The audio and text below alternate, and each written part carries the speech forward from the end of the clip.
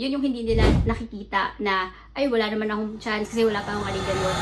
It's a great question, no? And not everyone is aware that their foreign work experience can actually increase their CRS score. A lot of times, inisip lang kasi nila na Canadian work experience lang yung nagka-count. But remember, there are 3 categories, diba? As we speak, hindi pa yan kino-combine. IRCC is still in conversation about combining all these 3 streams. But meron tayong FSW or Foreign Skilled Worker wherein dito pumapasok yung international work experience ninyo. Yun yung hindi nila nakikita na, ay wala naman akong chance kasi wala pa akong Canadian work experience. So, the second one is the Canadian Experience class. Doon papasok yung Canadian work experience. Yung isa naman is Foreign Skilled Trade. Doon papasok yung pwede pa din silang maka-earn ng points for their foreign work experience even if it's not earned in Canada. So, let's say for instance, 5 years kang restaurant manager in the Philippines or kung saan mang country. Meron at merong points yun na hindi nila nakikita. And then yung question mo about remote work experience, that is also considered as a valid work experience which can help boost your CRS score for express entry. However, you just have to make sure that the role is actually under tier 0 to certain number 3. So remember, tier 0, 1, and 2, definitely kasama yan.